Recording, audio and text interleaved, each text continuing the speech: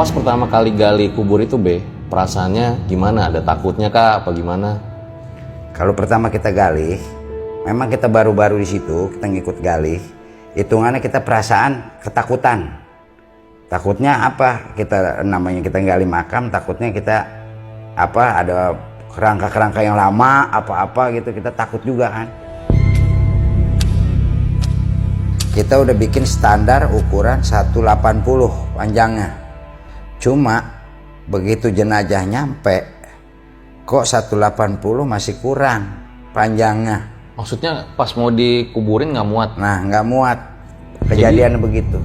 3 kali gali untuk memperbesar ukuran kuburannya, Ya, jenazahnya nggak muat juga? nggak muat.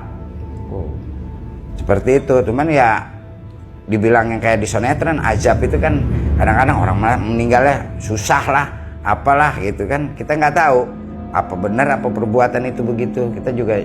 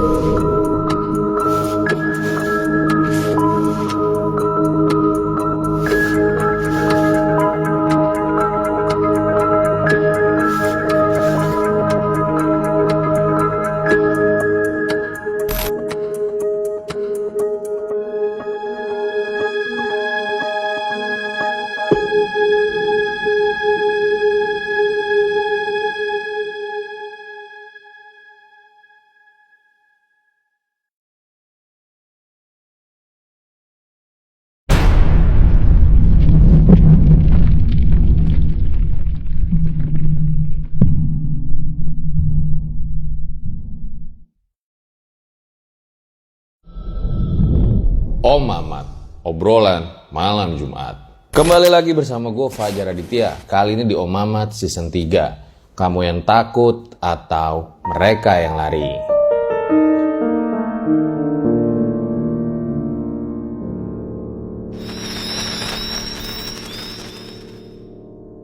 Jadi di malam ini ada seorang narasumber yang bekerja sebagai penggali kubur, di mana tugasnya itu adalah menyiapkan liang lahat sebelum jenazah dikuburkan. Emang sih, mungkin ya, pekerjaan ini tuh kurang populer di milenial atau Gen Z. Tapi perannya itu juga nggak bisa disepelekan.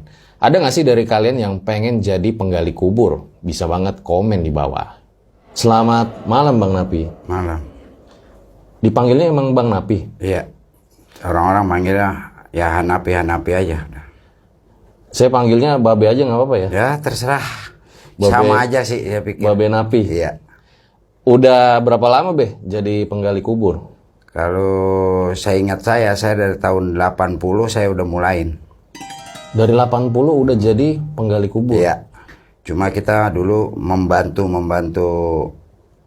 ya teman-teman aja. Jadi total udah berapa tuh Be? Membantu jenazah dikuburin tuh? Kalau saya sempat hitung ya mungkin kagak kehitung lah. Ya lebih dari ribuan lah hitungannya. Sampai 3.000 lebih saya rasa bisa begitu. Jadi tugas dari penggali kubur tuh apa aja sih Be? Ya tugasnya kita memindahkan kerangka. Seandainya ada orang minta bantuan, minta pindahin, kita gali. Walaupun yang mati meninggal lama 2 minggu 3 minggu kita disuruh tugas. Emang tugasnya kita kerjain, emang tugas kita udah gitu. Jadi nggak hanya menguburkan jenazah yang baru meninggal ya? Enggak. Memindahkan kerangka tuh juga Sama. gali lagi sama Iya. Babe nih. Oke. Saya dengar-dengar juga nih Be, katanya banyak pengalaman-pengalaman yang aneh tanda kutip lah selama jadi penggali kubur ya? Iya. Kalau pengalaman saya ide kata banyak. Kalau saya pribadi sendiri ya lebih dari lebih dari 10 kali ngalamin itu semua pribadi saya.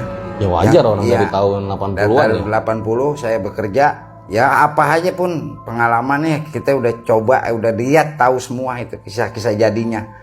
Yang seperti misalnya orang yang nguburinnya kurang panjang apa bagaimana gitu kan, ada kita udah gali modelnya, apa tanahnya keras apa bagaimana, itu udah juga kita gituin. Iyalah, udah 40 tahun berarti ya? Ya kurang lebih ya begitulah. Oke deh, baik, ditahan dulu ceritanya, B. Nah, sebelum dilanjutin nih, kayak biasa ya, di RJL itu ceritanya nggak ada setting-settingan, karena emang gue paling males sama settingan.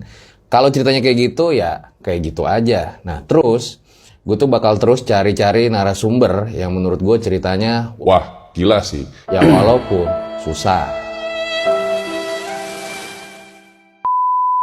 Makanya dukung terus konten-konten RJ5 dengan cara subscribe, like, komen yang banyak biar kita makin semangat bikin videonya. Terus jangan lupa juga follow Instagram gue nih, The Real Aditya. So, gue rasa langsung aja berikut adalah ceritanya.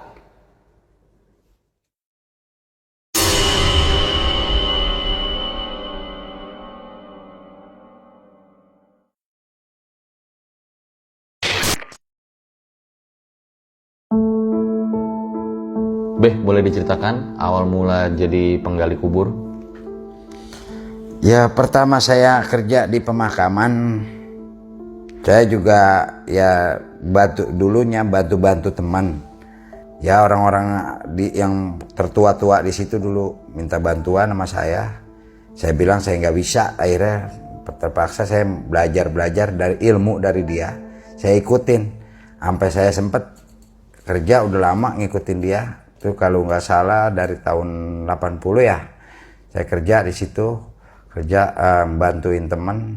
Ya udah, akhirnya kita kerja, kita bosan, kita pindah lagi kerja tempat lain. Temen ngajak kerja tempat lain, perasaan nggak enak. Udah kemana aja kita kerja, tetap baliknya pengen ke situ-situ juga. Pengalaman saya akhirnya, alhamdulillah sampai sekarang ilmu dari mereka orang saya dapetin, bisa gitu lancar, bisa bentuk sebagaimanapun lobang-lobang buat gali makam itu kita bikin sampai bagus, rapih, karena ilmu dari orang-orang tua-tua situ. Jadi Babe ini dulu sempat nyobain kerjaan selain penggali kubur beberapa, tapi nggak nyaman gitu. Nggak nyaman, pengennya balik ke makam, pemakaman juga. Ya saya mah cuma membantu, ya dibagi ya sama mereka yang nggak seberapa. Kadang-kadang kita terima karena duit dulu tuh, zaman dulu duit hitungannya gede. Ya misalnya kita dikasih uang 2.000 aja tuh termasuk besar. Kalau dulu, kalau sekarang kan dapat apa 2.000? Berparkir. Iya. Yang saya alamin itu aja. Yang penting dari dorongan dari orang-orang tua situ, akhirnya dia bicara begini kita pakai omongan dia. Alhamdulillah bisa sukses, lancar gitu aja. Oke.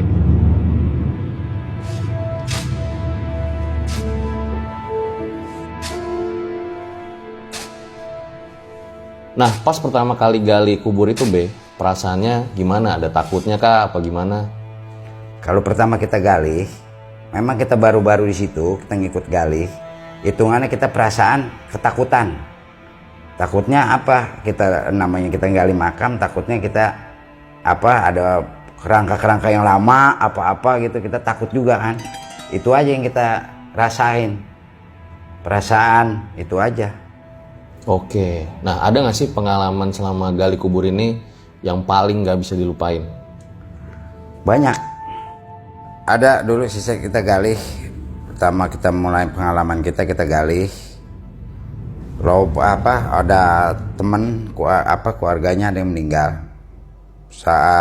Ini waktu itu laporannya kan malam dia minta pagi jam 7 harus kelar. Nah kita kan standar tuh gali lubang aja hitungannya 2,5 jam baru bisa kelar kan. Nah begitu kita udah gali, paginya kita udah siap gali, kita udah bikin standar ukuran 180 panjangnya. 180 ya ukuran standar tuh, pokoknya mau orang tua mau anak kecil standar 180. Kita gali ukuran segitu. Cuma begitu jenazah nyampe kok 180 masih kurang panjangnya. Maksudnya pas mau dikuburin nggak muat? Nah, nggak muat. Katanya panjangnya kurang. Udah kita mau masukin jenazah, Pak kok ini nggak muat gitu. Kita bingung kan. Kita ambil lagi, kita tambahin sedikit lagi. Babe gali lagi tuh? Gali lagi dikit. Nah ya supaya itu muat ukurannya seapa. Katanya kurang paling segila Pak, sejengkal. Kita gali tetap 1 jengkal. Nah nggak lama kita masukin lagi. Udah siap kita mau masukin lagi. Kok masih nggak muat juga. Nah kita mungkin bingung kan. Udah 1 meter pertama, awal pertama kita bikin 1 meter standar 1 meter 80. Kalau kita tambahin 20 cm lagi kan 2 meter? Ya 2 meter. Kok nggak muat ya katanya. Udah terpaksa lubang bawahnya kita susur lagi, dalemin. Lubang bikin lubang di dalam pas dekat lubang lahat. Di kepala kita masukin lagi, kita lebarin lagi, dalemin lubangnya. Baru kita masukin. Tapi dia tetap masih kurang masuk juga. Ya mau nggak mau kan saya tekuk dikit kakinya supaya muat. Bagaimana? Saya turunin pelan-pelan. Kepala dulu saya miringin, baru kaki ketekuk sedikit saya masukin ke dalam. Alhamdulillah bisa. Udah itu sempurna lagi, udah uruk lagi. Keluarganya ya ceritanya ya begitu ya teman. Ada yang sedih katanya begini kita nggak tahu kan.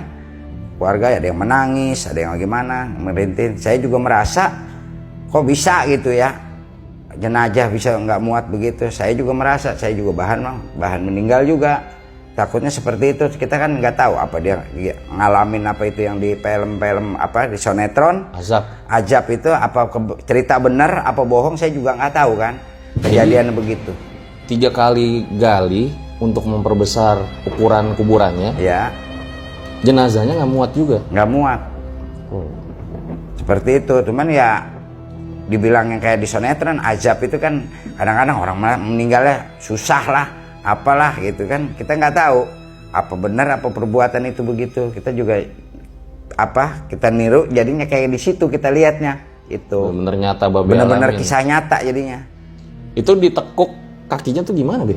Ya lempengan kaki kan jenazah digini lurus, jadi kita tekuk begitu sedikit. Nah bisa ya? Bisa ya, yang penting asal muat bisa nyentuh ke dalam aja, asal jangan lebih dari lubang ini aja. Dia kan lebihnya segini misalnya. Nah kalau kita tekuk kan begitu aja masuk di sini di dalam pinggiran lubang. Itu yang nekuk kaki jenazahnya Babe? Ya kalau pas kita yang nurunin, kita yang nekuk, masih keluarganya. Nggak mungkin. Tapi keluarganya udah izinin. Udah izinin. Kita paksa ya keluarga suruh ya udah kita mau. Keluarganya pada gimana tuh Be? Pas ya sampai 3 kali kan? Ya keluarganya ya begitu, pada sedih aja paling kok begini ya. Mungkin dia merasa juga kayak dia nonton sinetron azab itu. Seperti itu kita contohnya tahunya.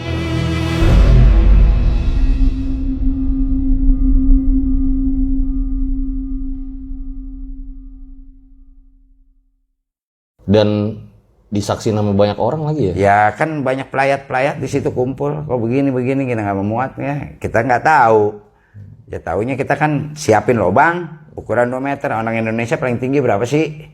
Paling 180. Ini orang Indonesia? Orang Indonesia. Paling tinggi kan 180. Paling minimal 185. Itu. Maksimalnya. Biasanya yang udah.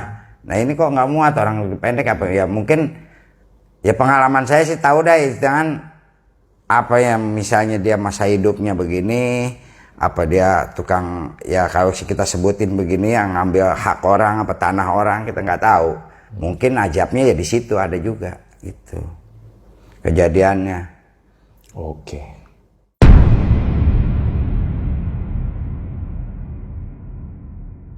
Buat kalian yang punya pengalaman horor nyata, bisa kirim cerita kalian ke email rj5 atau DM Instagram rj5.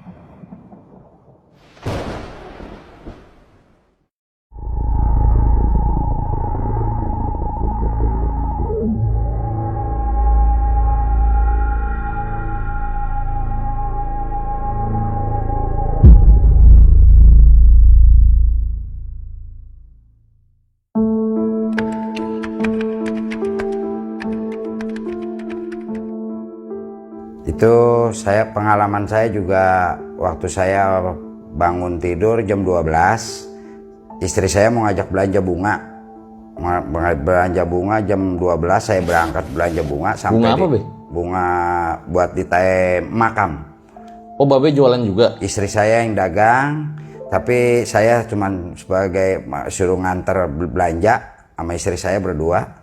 Saya berangkat jam 12 sampai di pemakaman itu, saya kan tinggalnya di pemakaman situ. Di pemakaman, cuman warung juga di dalam areal pemakaman.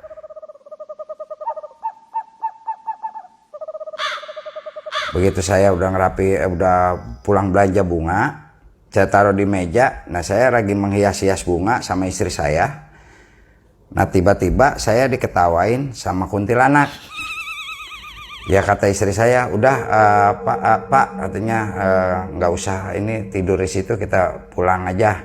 Nah, terus pas sudah saya, udahlah ngapain pulang, saya bilang istri saya ketakutan, teman saya tetap tidur di situ. Pas sudah gitu istri saya kata, udah pulang aja, kata istri saya nggak mau pulang.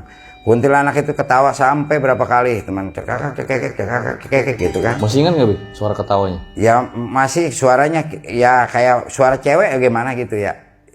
Kalau saya menirukan kan kagak bisa ke suara cewek. Cuman dia ketawanya cekak gitu ya kan. Kenceng banget, Be. Kenceng, cuman diam tuh kayak, udahlah, saya bilang jangan ganggu saya mau usaha gitu kan. Terus nggak lama dia ketawa lagi seperti itu. Nah, istri saya udah pulang, nggak usah, udah di sini aja.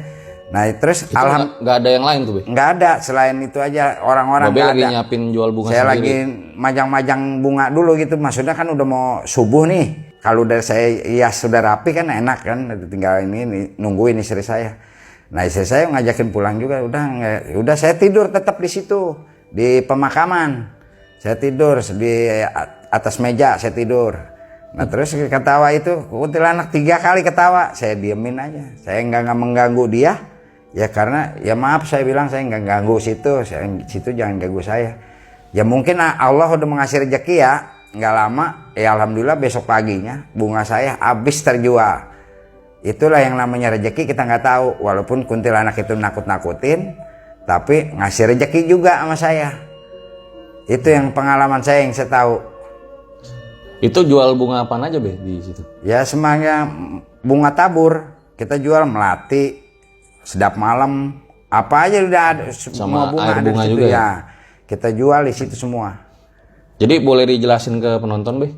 Kan ini makamnya nih, berarti jualnya di depannya gitu? Iya, di pinggir jalan. Jadi warung bunga saya dulu kan di atas. Nih meja tempat saya di depan, belakang kan makam semua udah. Itu. Dan beli bunganya itu jam 12 malam? Jam 12 malam. Nah, saya sampai di pemakaman jam 3. Nah, langsung di situ udah saya lagi istirahat bentar, lagi ngias-ngias bunga, itu diketawain. Udah saya ketawa gitu ya. Saya nggak ganggu dia, yang penting dia jangan ganggu saya nggak ganggu dia gitu. Cuman kita diketawain aja, kita nggak takut gitu. Ya walaupun menampakkan juga tetap aja kita mohon maaf gitu, kita nggak mengganggu dia, itu aja. Wah, luar biasa nih.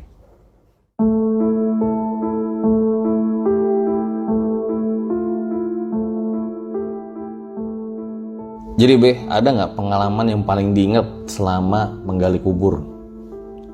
Kalau saya ngalamin pernah, teman ini juga waktu itu teman saya yang kerja. Teman saya pas lagi nggak ada, teman saya pertama gali, itu ke satu tanah kita gali kok keras, ya kan?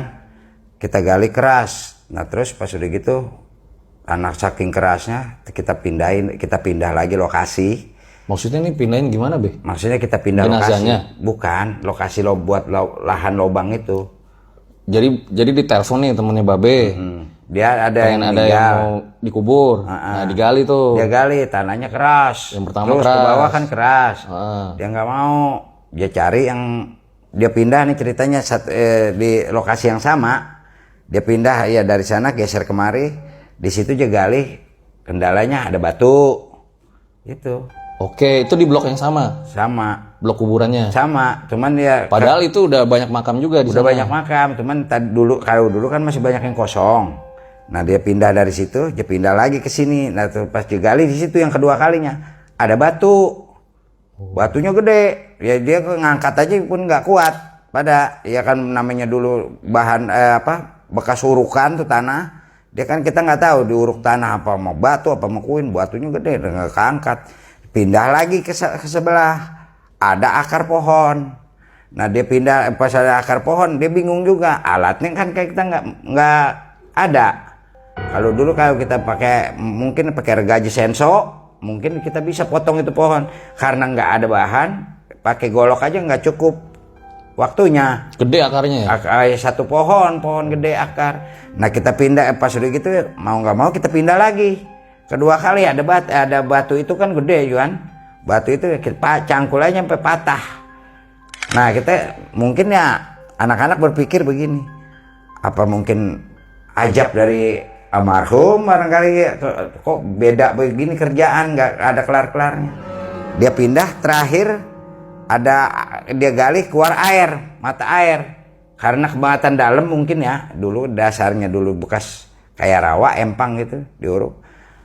Sependirian kita gali ukuran hampir 2 meter dalamnya, dalam lubang 2 meter.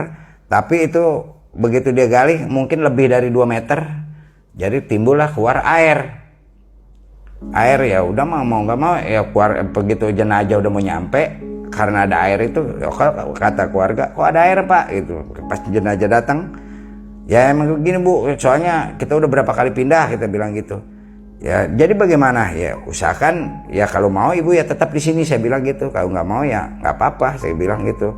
Nah terus akhirnya ibunya, ya udah paksain, masukin aja dah gitu. Akhirnya air itu kita sedot juga dikit-dikit, kita buangin. Apa sedotnya? Kalau dulu kita nggak ada mesin air, jadi kita pakai ember. Kita ambil, kita bikinin solokan sedikit di dalamnya supaya air tuh ngalir di dalam solokan itu, kita gali lebih dalam lagi. Ini Babe udah ada posisi? Ya itu kalau saya emang tiap pekerjaan saya yang namanya ketemu air seperti itu saya kerjakan. Padahal awalnya tadi temennya. Padahal teman saya. Kalau saya awalnya begitu. Minta bantuan kali. Minta bantuan, akhirnya dia bilang, saya aja bilangin, udah bikinin tengah-tengah solokan. Jadi air tuh walaupun keluar dia kumpulnya di situ. Kita pasangin papan kan. Di lubang setengah kita pasangin, jadi air tuh kita ambilin, hidukin, jadi dia nggak berantakan kemana-mana. Itu baru kita masukin jenazah, nggak banjir tetap, jadi air masuk ke dalam lubang itu. Nah sesudah itu ya nanti mah kalau jenazahnya udah diuruk ya kemungkinan ya ngapung kena air, karena airnya naik terus. Itu yang pengalaman saya yang saya tahu. Jadi sampai 5 kali ya sebelum jenazah itu datang ganti-ganti lubang kuburnya. Iya, seperti itu. Nah, kita mah ya namanya tugas di mana aja disuruh ya oke lah kita kerjain. Yang penting tugas ya emang udah tugas kita nggak kerjain kita salah nantinya. Itu aja. Taunya saya mah. Tapi sempat bilang berarti ke keluarga ya? Ya pas ya lubang terakhir itu ya keluarga udah datang, Bu, nih gini kok banyak air, dia bilang begitu kan. Gimana perasaan itu pas? Ya perasaan saya juga ya sama aja seperti itu ya. Habis bagaimana kita bilang begini, ya emang keadaannya begini. Kalau mau ya udah tinggal begini, tapi usahakan air ini jangan sampai luber kayak gitu ya. Kita ya masalahnya udah datang juga. Iya, udah datang, kita cari akal. Ya udah kita bikinin lubang sedikit supaya air itu masuk ke dalam itu. Supaya nampung kayak perembesan gitu. Nah kan air itu tetap papan kita pasangin kan kering atasnya, bawahnya mah tetap air. Nanti sesudah jenazah masuk mah kita udah pendem, tetap aja air itu keluar semua. Ngambang hitungannya kalau dia ini mah. Seperti itu adanya. Wah, mantap.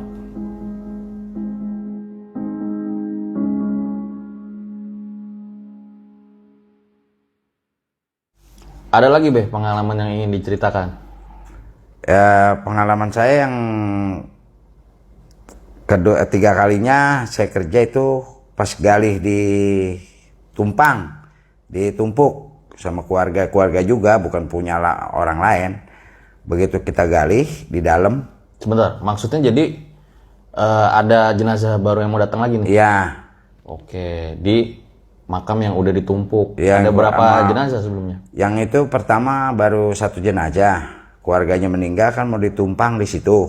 Mau ditumpuk di situ. Ternyata makam itu kan udah rapat, lokasinya udah rapat, depan belakang udah ada. Kita gali yang tengah-tengah. Nah begitu kita gali yang tengah, yang belakang ini tembus kena kepalanya, kena kepala yang belakang. Nah, yang Maksudnya baru jenazah orang lain nih. jenazah orang lain Bukan yang belakang. keluarganya? Bukan. Waduh.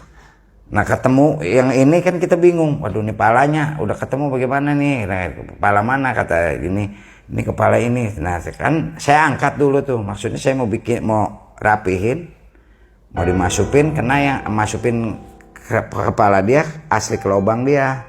Maksudnya jangan sampai ganggu makam dia. Nah, kerangka itu kan saya angkat dulu. Saya angkat. Oh, ini udah kerangka bentuknya. Udah kerangka, tinggal kepala aja copot kan. Itu dari apa namanya, dari leher sini kan udah copot kalau udah lama. Kepalanya itu masih utuh, keadaan utuh. Saya masukin lagi ke dalam lubang itu. Nah, kan saya tutup pakai tanah. Mungkin ya apa namanya, jenazah itu mungkin nggak terima kali saya gituin. Sampai saya jatuh sakit. Seminggu saya sakit tuh. Setelah Habis kejadian itu. Saya pikir ya di rumah sakit kepala, saya minumin obat. Nggak sembuh. Saya minumin obat lagi 2 hari kagak sembuh. Nah, ketiga harinya saya ke rumah sakit. Dokter bilang paling sakit kepala doang. Pas sudah dibilang dokter sakit kepala, ya saya kan dapat obat dari rumah sakit. Saya minum juga obat, saya bantu. Tetap aja kepala saya kayak ditusuk-tusuk sama jarum. Oh, sakit banget. Lebih sakit ya, kalau lebih sakit ya sakit kepala mah lebih itu. Perasaan di sini kayak ditusuk-tusuk di kepala saya. Itu langsung dari habis kejadian itu. Nah, habis kejadian itu 1 hari, terus besok kepala saya kan sakit tuh. Nah, terus kata dokter, saya periksa juga langsung ke rumah sakit. Ya katanya bapak cuma sakit kepala aja. Ya udah, kata sakit kepala, ya udah saya minum obat. Nah, begitu minum obat kok nggak sembuh-sembuh. Biasanya 3 hari 4 hari kan sembuh. Lebih-lebih saya minumin lagi obat lagi, tetap aja begitu. Cuman kata ya saya ada yang ngajarin orang-orang di situ, udah sekarang kita gini aja. Karena lu berbuat salah kali. Apa kata dia? Coba lu bacain Yasin tuh, minta maaf sama almarhum itu. Takutnya dia nggak nerima. Orang pala saya udah ngobat begini, saya juga kan udah nggak kuat dah gitu pala. Saya ikat tuh gini, tetap saya ikat, tetap aja masih sakit. Akhirnya saya minta bantuan sama teman tuh yang bisa ya ngurusin pada apa namanya pengaji di situ. Kita minta bantu, kita sambil pelan-pelan. Saya kan udah nahan kepala saking nggak kuat. Itu berarti sakit banget ya? Wah, lebih sakit dah, kayak ditusuk-tusuk pokoknya, kayak kita dianuin jarum gitu. Saya bilang saya baca doa di makam dia aja kan udah pelan-pelan saya nggak kuat. Nah, saya dikit megang kepala. Saya minta maaf, bacain Yasin tuh 2 kali baca Yasin. Ya alhamdulillah pas besok habis saya bacain Yasin, saya minum obat lagi tuh. Obat dari dokter itu. Pas sudah saya minum, kemudian agak enak katanya. Kedua kali udah, terus terakhir saya datang lagi ke makam itu, saya taburin bunga, saya baca Al-Fatihah aja udah. Terima kasih, saya alhamdulillah bisa sembuh lagi. Itu ada pengalaman saya yang ini.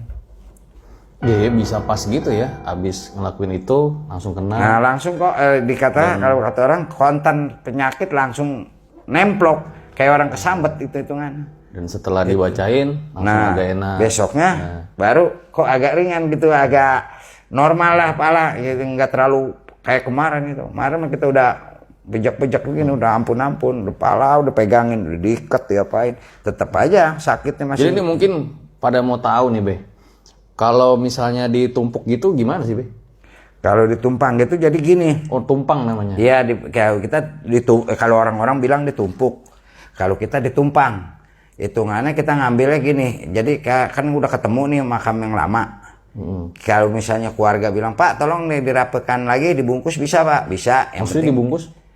Dibikinin kain kapan lagi, kerangka itu tetap kita angkat. Oh, kerangkanya. Ya kalau kata keluarga, tolong Pak bisa dirapiin lagi, bisa. Kita bungkus, kita angkat. Ya ukuran dia tadi akan panjang, namanya kerangka kan udah hancur. Paling minimal 1 meter lebih lah. Kita bungkus-bungkus rapi, masukin lagi, kita galihin lubang lagi kira-kira segini. Nah, ntar masukin tuh kerangka yang itu. Babe ngumpulin tulang-tulang ya dong? Iya, kumpulin dulu, kita ambilin. Kapan? Kita tekain kapan kan kita gelar di atas makamnya. Nah, kita kumpulin nih bagian pala, bagian rahang ini, iga, kaki, tulang-tulang jadi satu udah tumpuk gitu tuh. Nah, kira-kira ukuran 1 meter lebih. Nah, kita udah bungkus, kita ikat, rapihin. Baru kita galiin lo kira-kira setengah meter di bawahnya, kita pendem di belakangnya. Nanti antara jenazah ada yang lama sama kerangka yang ini, adanya berdampingan begini. Hitungannya. Jadi belakangan yang lama di belakang, yang baru mepet ke liang lahat. Nah itu baru kita tempelkan di situ. Biasanya paling banyak berapa Beh ditumpuk gitu satu liang? Satu liang itu tergantung waktunya, tahunnya. Kalau kita di situ hitungannya 3 tahun baru bisa kita tumpang. 3 tahun kan dagingnya kan udah habis, tinggal kerangka aja. Ada itu di situ, ada bisa juga ada yang udah 4, ada yang 5. Tapi satu keluarga. Tapi kalau bukan keluarga kita nggak bisa, takut. Itu aja yang kita tahu. Oke, jadi pas lagi proses mau rapin liang lahat tadi karena ditumpuk, tahu-tahu malah nyasar ke Kena yang belakang. kepala belakang. Kepala makam yang belakang. Kuburan belakang. Iya, itu saya nggak, mungkin dia nggak terima. Ya namanya Sampai ini ya apa? Bolong gitu ya, Beh? sampai bolong, tembus yang lubang dia. Tanahnya ya? Tanah dia, lubang lahat dia, sampai tembus kita ini. Kita mau masukin pelan-pelan. Mungkin karena saya dorong kebangetan kencang, mungkin jenazah itu ya arwahnya mungkin kagak terima, kayak gitu.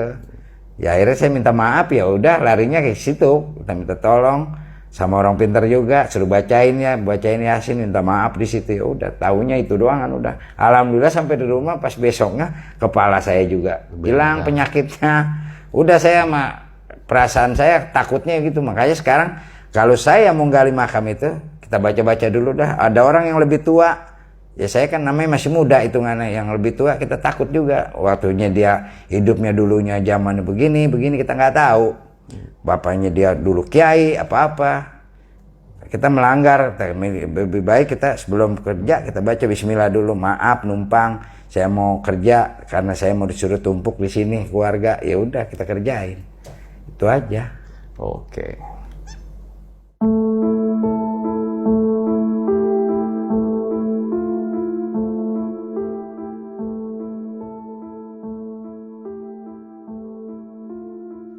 Ya waktu itu pertama saya lagi nongkrong gak ada juga kejadian, bukan kejadian, menampakkan ini. Lebih serius daripada yang lain. Begitu saya lagi nongkrong berdua, kira-kira jam 2 malam. Nongkrong di mana, Beh? Di areal pemakaman juga. Di areal pemakaman saya lagi nongkrong berdua. Ini bukannya saya ngada-ngada, bukan saya bohong-bohongin orang. Emang kenyataan. Ya kalau saya ngomong nanti saya dikata bohong. Saya nggak percaya nanti apa. Kalau saya bohongin orang katanya saya bohong-bohong. Ini demi Allah saya berbicara sejujur-jujurnya. Saya kata gitu. Nah, pas udah gitu saya lagi nongkrong berdua kira-kira jam 2. Sama teman saya tuh namanya Sinyoh dah. Nah terus dia minta rokok sama saya. Saya kata rokok saya juga habis. Ada tinggal 1 batang, saya lagi ngisep rokok. Saya duduk di di tembok. Nah, terus saya tanya teman saya, lu mau kemana? Saya bilang gitu.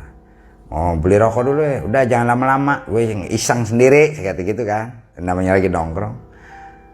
Nah tiba-tiba kira-kira 15 menit saya lagi nongkrong, tahu-tahu kayak ada orang gedor-gedor gitu kan, suaranya tur. Saya pikir orang getok apa gitu kan, saya tengok di sebelah mana bunyinya dur gitu. Pas ada gang, saya nengok begitu kan, emang dalamnya ada makam wakaf ya. Ada makam wakaf, saya nengok. Pas gitu dia ngeliatin saya. Itu ya dikatakan kalau orang-orang bilang gandarwo lah. Kayak King Kong gitu modelnya. Cuman dia matanya kan merah, kayak gerandong. Nah saya pas udah gitu saya liatin. Matanya kok merah gitu. Cuman dia ya jenisnya udah kayak gorila lah, gede gitu. Pas saya nengok begini, saya juga ya sempat merinding bulu kudu merinding juga. Pas merasa takut sih enggak, teman merinding aja gitu naik.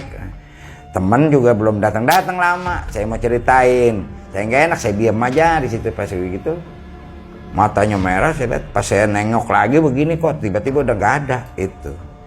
Karena penghuni situ jadinya. Kayak gimana, Beh, sosok yang dilihat tuh? Ya modelnya udah gede, hitam buluan. Kayak ya jenisnya kayak gorila gitu, gede hitam. Cuman dia jalanan udah merangkak gitu. Ya sambil saya bilang itu kayak getok-getok tembok apa suaranya tuh gitu karena mungkin kebahatan besar kali di jalan jadi kedengeran kayak. Nah itu teman saya pas datang saya mau ceritain dia kagak percaya karena saya yang dikasih tahu gitu. Karena kalau dia nggak percaya aku bohong ya. Demi Allah saya kata saya nggak bohong, ini bukan rekayasa kata gitu. Emang kenyataan saya yang lihat itu. Kalau saya nggak ngelihat itu mungkin saya nggak ceritain sama dia. Benar kata, benar matanya merah itu. Udah setahunya itu. Karena dia juga nggak mengganggu saya nggak mengganggu dia, cuman ngasih tahu doang kan. Udah saya itu yang saya alami juga. Tapi Bebe hebat juga ya, nggak lari atau gimana gitu. Kan banyak tuh yang lihat penampakan gitu langsung lari. Ini Babe diem aja ya? Diem aja. Kalau saya sih nggak pernah gitu biar di depan saya sesosok model kayak pocong apa gitu. Saya nggak pernah merasa lari apa dia lagi gelantungan kan ada juga. Emang pernah lihat pocong? Ya kalau pocong mah namanya seringnya di situ namanya di makam pasti ada aja. Gimana tuh, Be? Ya kadang-kadang yang ya jalannya yang cerik-cerikan apa lompat-lompatan itu kan. Ya begitu apa yang gelantung kelihatan kan kadang-kadang orang asal kayak anak-anak di situ dulu waktu masih zaman belum ada lampu di pemakaman gitu kan. Dia sering bawa HP, dia senter-senter kadang-kadang kan ada menampakkan kelihatan gitu. Nah itu model kayak begitu saya mah nggak bakal lari. Kecuali saya diparanin gitu dipegang, nah baru saya gemeter juga. Pernah tapi, Be? Ya kalau itu mah saya belum ngalamin kan itu nggak begitu. Tapi kalau yang udah sering ngeliat gitu tuh ya ada juga jenis pakai orang pakai sorban. Pakai sorban naik kuda, itu saya udah pernah ketemu. Gimana ceritanya, Be? Jadi ceritanya saya kalau nggak salah jam 12 dah. Malam. Ya masih gelap dulu, belum ada penerangan gitu.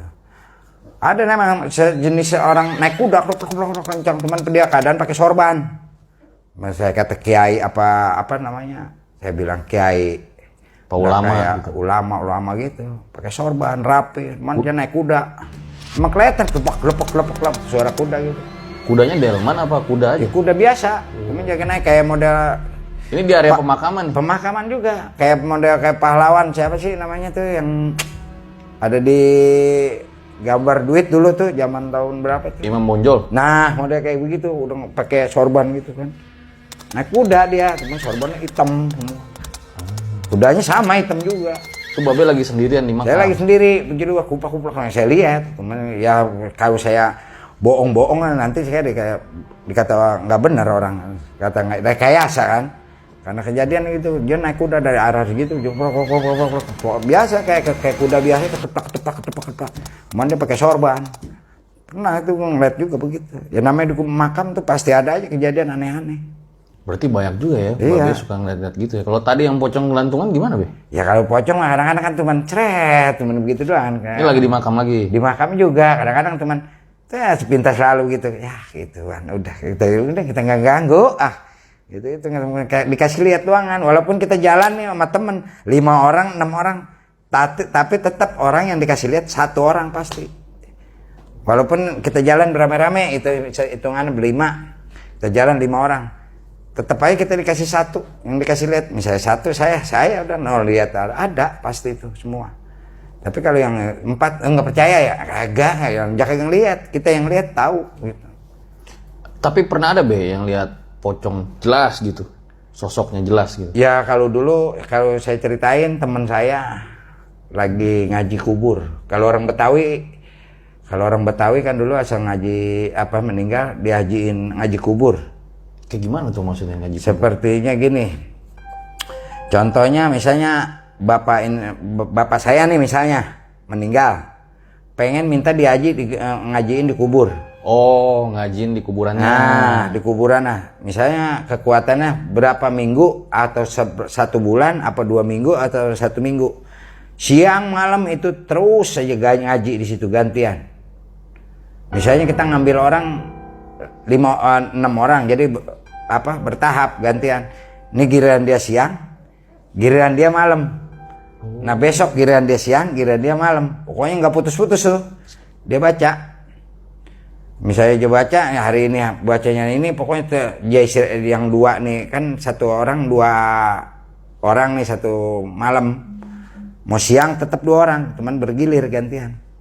Nah teman saya itu lagi ngaji, tiba-tiba ada pocong di depan lagi begini-begini. Dan dia udah gemeter, ketakutan. Itu kejadiannya ya kalau nggak salah belum lama sih. Kira-kira kemarin ada bangsa 3 tahun 4 tahunan lah. Nah teman saya juga itu namanya ada di situ, kalau saya sebutin nanti nggak enakan ya. Ada memang kenyataannya gitu. Dia kasih tahu nggak lama kejadian di situ dari pemakaman situ pindah, terus ada orang bilang di daerah sana, wah ada pocong di daerah anu gitu kan. Ya saya sebutin daerahnya juga nanti kesalahan lagi saya sebutin. Nah ada pocong di anu. Nah pas udah gitu bener orang pada tahu katanya. Nggak lama dia pindah dari situ, pindah lagi ke daerah lain gitu. Oh, sosok pocong itu. Iya. Emang Besok kayak gimana, malamnya ada lagi dipindah ke tempat orang lain gitu. Yang dibilang kayak gimana sosoknya? Ya itu lompat-lompatan karena mungkin ya dia waktu meninggal kemungkinan belum dibukain kain apa pengikat-pengikatnya itu. Kan ikatan pocongnya kadang-kadang ada juga. Oh, itu sempet neror di pemakaman juga ya? Di pemakaman ada juga. Tapi Babe lihat ya kalau yang itu? Ya itu teman saya, saya ceritain teman saya lagi ngaji kubur. Itu dia sampai gemeter, lagi ngaji, padahal ngaji kan setan kalau namanya manusia, setan kan takut sama ayat-ayat Quran. Dia mah lompat begini, dia tahu dia sama dia sampai menggigil begini, ketakutan. Itu doang, dia tahu itu teman saya. Kalau saya sebut ya nanti dah kalau misalnya situ mau ke makam sana ya nanti saya unjukin orangan, biar diceritain sama dia. Itu. Oke. Ada lagi nggak Be yang pas gali kubur yang paling nggak bisa dilupain lah? Tadi saya dengar pas midahin kerangka ya. Kerangka pernah tuh ya, kita mau ya, maksudnya kerangka dia mau pindahin, mau dibawa kemana, mau bawa pulang kampung mana dimakamin ke sana. Pernah Be, boleh diceritain Be? Ya itu dulu kalau nggak salah ya namanya apa, ahli waris saya teman udah almarhum juga. Dia istrinya meninggal mau dibawa pulang ke kampung ke Jawa. Itu begitu kita kalau nggak salah di situ dimakamin udah hampir 7 tahun lebih lah. Begitu kita angkat kerangkanya bersih bener tulang-tulangnya, kayak dicuci. Kalau sekarang kan banyak kerangka-kerangka itu udah campur sama tanah kan, kayak kotor. Kalau dia putih, nah itu contohnya. Nah kalau pas dia cerita sendiri, sedangkan orang itu yang almarhum itu amalnya memang banyak. Masjid dia bikin, dia wakafin, itu aja. Masjid dia bikin, anak yatim piatu santunin tiap bulan. Begitu dia mau dipindahin, kerangkanya bersih, kayak disikatin sama putih-putih ya. Kita aja yang kerja sampai aneh. Kita kerja berapa tahun nih pemakaman, area pemakaman, tapi itu ya tetap aja itu kita ngeliat itu heran, aneh gitu loh. Kenyataannya ya karena itu ya mungkin perbuatan dia sama di dunia dia baik sama orang, mungkin nih baliknya ke situ. Itu aja. Itu akhirnya Babe kain kafanin kerangkanya? Iya, dibungkus lagi kan dia mau bawa pulang ke kampung. Mau dibawa pulang ke kampung, mau ditaruh di kampung, dia punya wakaf, jadi dia udah bikin masjid juga di sana, jadi ditaruh di belakang masjid. Kadang kalau lihat-lihat yang kayak gitu, kita kayak gimana gitu ya, Be? Apalagi Babe yang ngalamin langsung ya pasti. Ya kalau saya sih, ya saya kan ngalamin taunya itu pemakaman kan beda-beda. Kalau orang kemungkinan kalau yang baik di dunia di dalam lubangnya itu kan apa dia udah rapi memakaminnya apa sebelumnya. Enak aja kerjaannya, lurus aja, gampang. Tapi kalau orang kekeh, dikata kekeh dan pelit, nah itu hitungannya larinya ke situ, serakah hitungannya rada sulit. Itu seperti itu. Ya mungkin ya kalau kita nonton ya kayak di rahasia ilahi kemungkinan itu seperti itu kita ngelihatnya. Kejadiannya orang yang hidupnya serakah begini meninggalnya, orang yang hidupnya begini meninggalnya, kan beda-beda. Tadi juga katanya tim kreatif bilang Be, ada yang liang tanahnya itu seperti terbakar ya? Ya lubang lahatnya itu. Ya kadang-kadang kan kalau itu gimana Be? Ya kalau saya cerita-cerita begitu ya kemungkinan orang selama hidup di dunia sama di akhirat kan udah beda dia hitungan. Kalau dia selama di dunia hitungannya berbaik sama orang, kemungkinan lubang-lubang lahatnya itu juga ada juga yang bersih. Tapi kalau kita gali, kita ketemu lagi yang begitu, kita mau ditumpang lagi, kita ketemu lubang lahat itu kok, waduh, sampai saya nyebut nih yang gali, astagfirullahaladzim, saya kata gitu. Ini lubang kenapa hitam begini, kayak orang bekas nabun, bekas bakar sampah, hitam. Padahal nggak pernah ada yang bakar. Kagak, di dalam lubang lahat. Begitu kita gali udah ketemu nih. Biar kita mau tumpuk lagi, kita mau gali yang baru lagi, kita lihat lubang itu. Kok lubangnya hitam itu kayak dibakar, kayak orang bekas bakar ban kan. Keluar asap itu kan nempel kan Jadi tanahnya itu hitam ya? Hitam. Seperti itu. Ya saya pikir ya mungkin selama hidupnya dulu di dunia begini-begini, saya kadang ceritain begini-begini, ada juga yang begitu kejadian.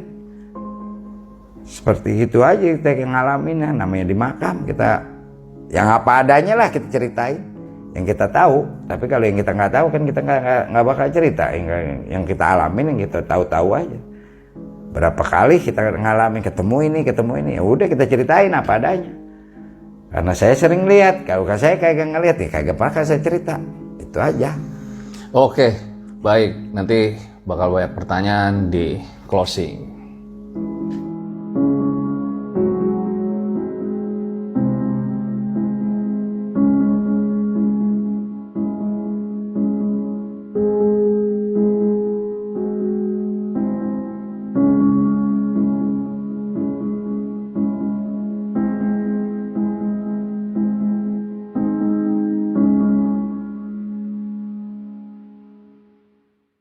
Itu dia guys, sebuah kisah luar biasa dari Babe ya, dimana sudah hampir 40 tahun menjalani pekerjaan sebagai penggali kubur. Nah, sebelum selesai ada beberapa pertanyaan nih Be. Suka duka jadi penggali kubur apa Be?